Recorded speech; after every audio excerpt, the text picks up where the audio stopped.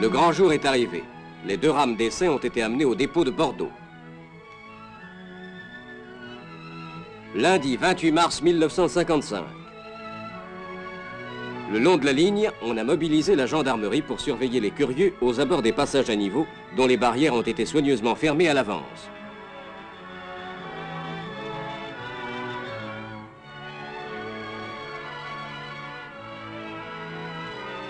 Au passage à niveau sans barrière, où normalement le passage est libre, les cantonniers de la voie ont installé des barrières mobiles en toile, dites accordéons, qu'ils déploient en travers de la route.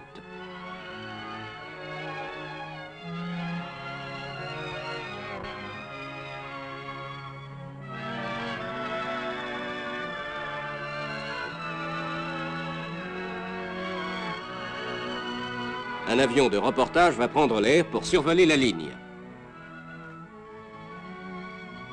Au début de l'après-midi, dans la petite gare de Facture, un peu au sud de Bordeaux, le premier train d'essai remorqué par la CC 7107 est prêt au départ. Voici l'équipe de conduite.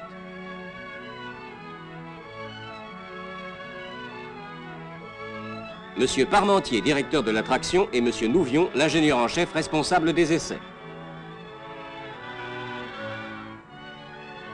L'heure du départ approche.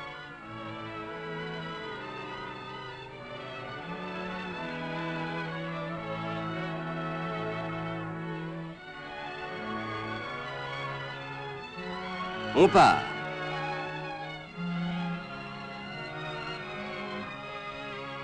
On est parti.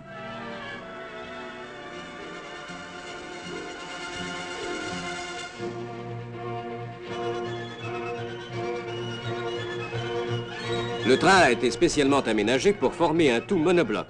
Des bandes de caoutchouc assurent la continuité entre les véhicules et un appendice de forme aérodynamique a été ajouté à l'arrière.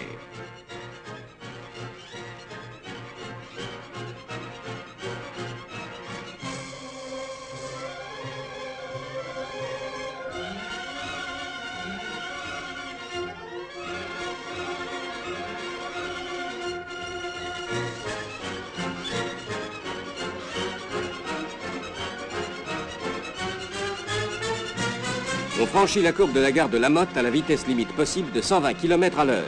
Et sur la longue ligne droite de 45 km, on prend le grand envol pour le record du monde. Dans la première voiture du train sont installés des appareils d'enregistrement qui relèvent à chaque instant les caractéristiques de fonctionnement de la locomotive.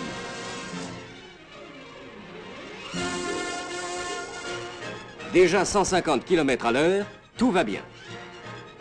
Un observateur surveille dans un périscope le comportement du pantographe. Déjà, des étincelles apparaissent au contact de la caténaire.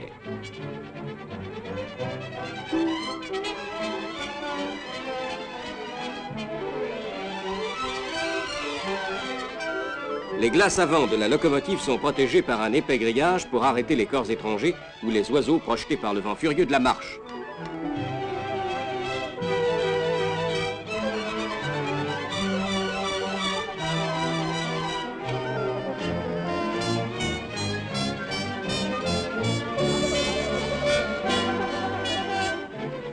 On atteint 240 km à l'heure, le record de 1954 est battu. Les arceaux de la caténaire espacés de 90 mètres vont bientôt défiler à la cadence d'1 par seconde.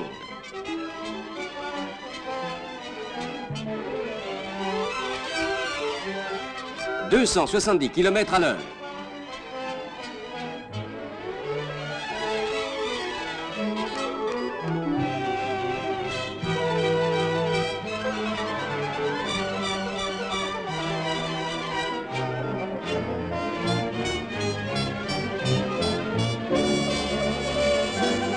Le 300 est dépassé.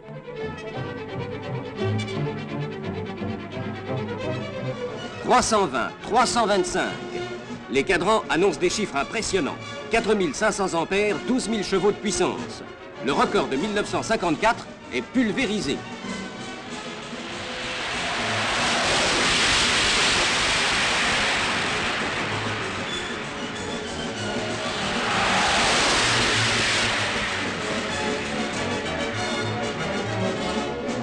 Le train va commencer à ralentir, mais sur sa lancée, il va courir encore de longs kilomètres.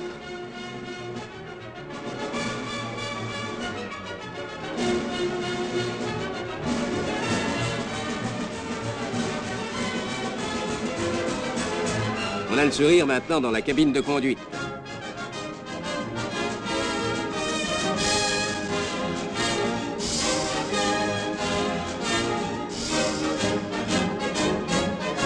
Et doucement, le bolide calmé vient mourir à quai dans la gare de Morsinx où on l'attendait anxieusement.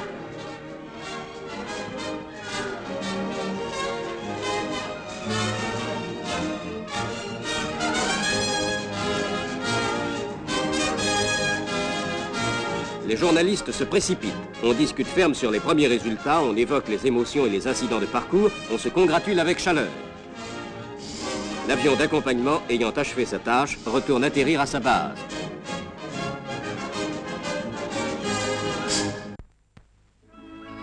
Et maintenant, au tour de la bébé. Le lendemain, mardi 29 mars, le second essai doit avoir lieu de bon matin. Sur la lande où tout est près de nouveau, le jour se lève.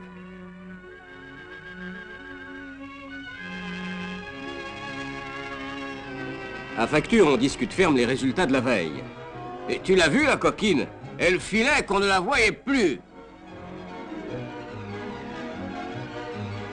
La BB 9004, remorquant son train, est arrivée à son tour sur la ligne de départ.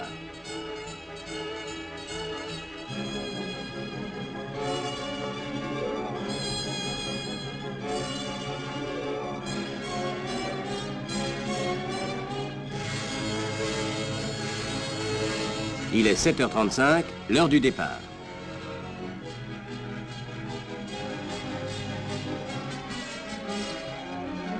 La voilà partie à son tour vers son destin.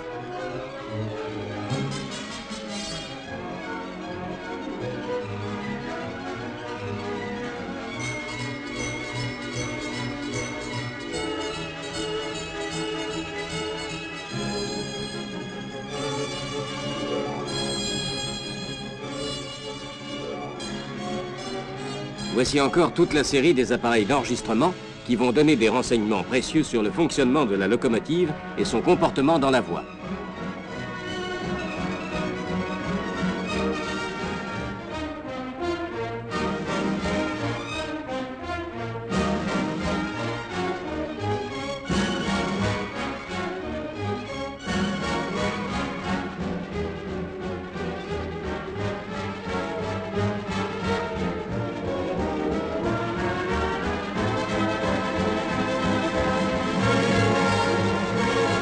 Le 230 est atteint.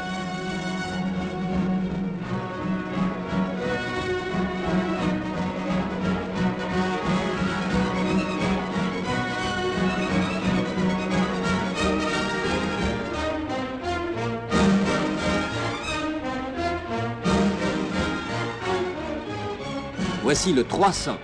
On le dépasse.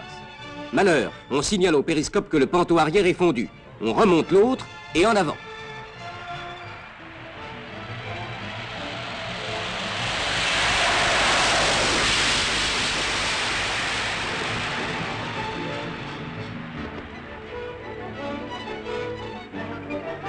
« 310.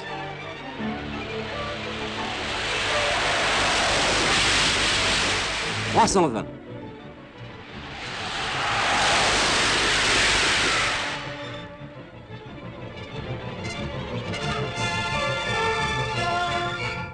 « 330. Même record qu'hier.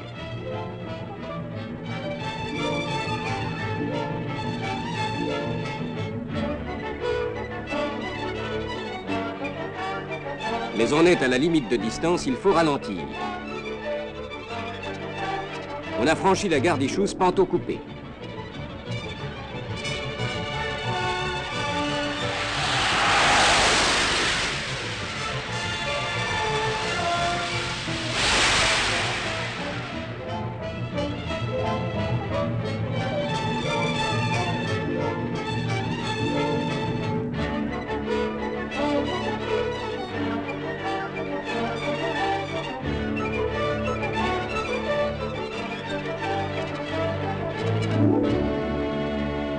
Et sans encombre, cette fois encore, on arrive en gare de Morsinx. Ex aequo, ex aequo.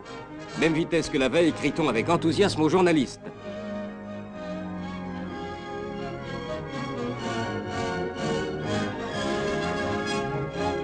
Monsieur Nouvion, l'ingénieur en chef responsable des essais, assailli au micro, ne cache pas sa satisfaction d'avoir pu les mener à bien. Je crois, dit-il, qu'on est maintenant à la limite. C'est au tour de Monsieur Parmentier, directeur du matériel et de la traction, qui annonce aux auditeurs de la radio le triomphal succès sans précédent, 331 km à l'heure pour les deux.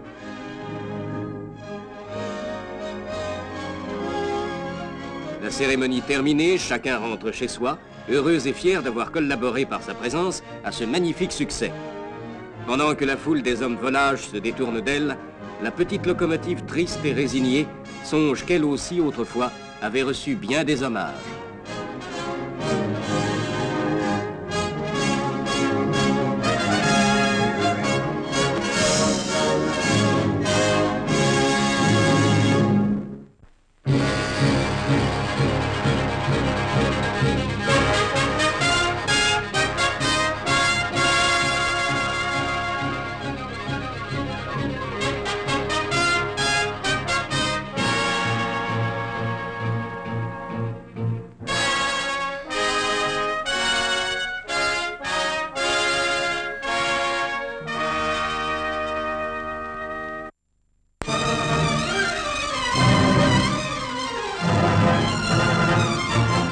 Pour la première fois au monde, le 18 avril 1955, sur la ligne Paris-Le Mans, un train d'essai sans pilote a roulé à 120 km à l'heure sur une voie française. Il était tracté par la locomotive électrique BB 9003, sans aucune intervention humaine à bord. Les ordres donnés à la machine, uniquement par voie radioélectrique, se réduisent à deux. Premièrement, pour le fonctionnement des freins, et deuxièmement, pour la commande des moteurs de traction.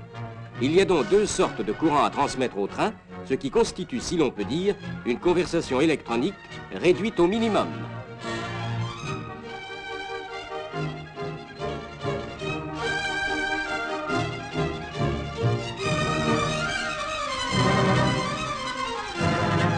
Ceci a permis d'utiliser un appareillage très simple. Fixé sur le toit de la dernière voiture du train, une antenne très courte reçoit l'onde porteuse et la modulation émise par la tour de commande et les transmet à un appareil récepteur muni de deux relais.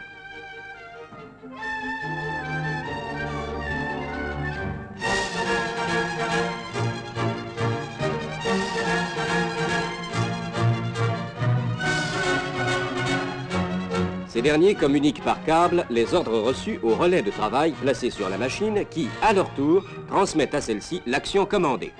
Installée dans la cabine de conduite, cette simple petite boîte contient les deux minuscules relais dits de travail, qui par leurs imperceptibles mouvements commandent, libèrent et maîtrisent par l'intermédiaire des électrovalves les 4300 chevaux de la puissante BB.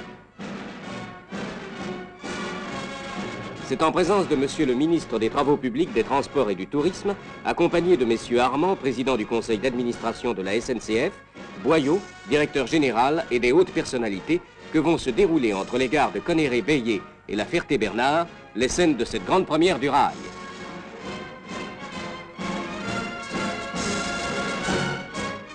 Vivons donc maintenant cet essai passionnant.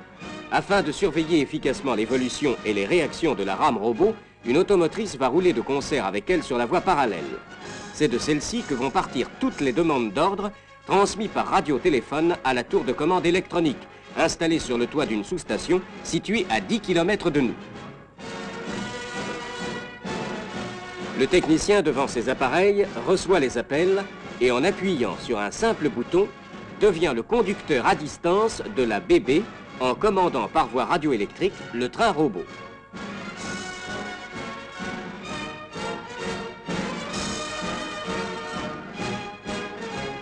Attention, nous allons partir. Envoyez la porteuse, je compte. 1, 2, 3. Moins d'une seconde. La BB 9003 démarre seule, sans conducteur. Progressivement, toujours sous l'impulsion des modestes relais commandés par la force invisible des ondes, la machine accélère.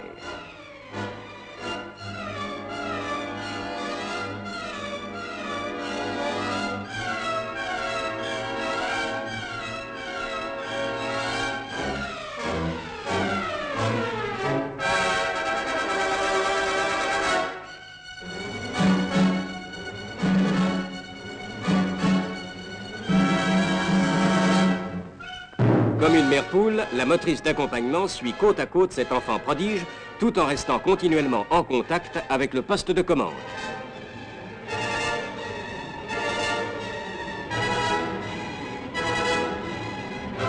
Allons-y, continuons, montons jusqu'à 120. «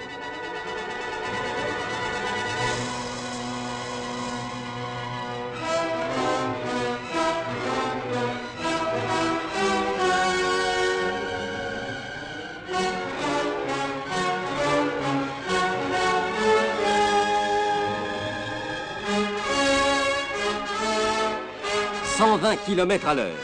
Et personne sur la machine. Mais oui, il n'y a aucun danger. Tout a été prévu. L'appareil flamand est là. C'est lui qui, si la vitesse dépasse 120, par un contact électrique commandera le retour à zéro de la commande des moteurs. Et c'est aussi par son intermédiaire qu'un relais fera les mêmes offices en agissant toujours sur la commande des moteurs et sur le freinage en cas de franchissement d'un signal à l'avertissement ou à l'arrêt.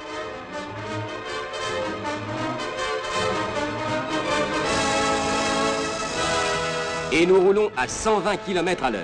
Évidemment, cela paraît moins rapide après le 330.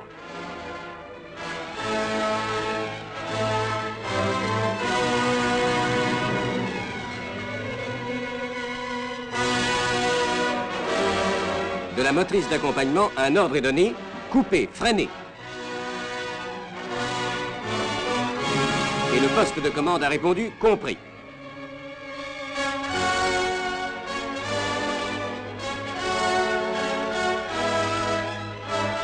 Obéissante, la machine reçoit les ordres dictés par les ondes et docilement, le train va s'arrêter sans heurts, à quai, exactement à l'endroit prévu. Voilà.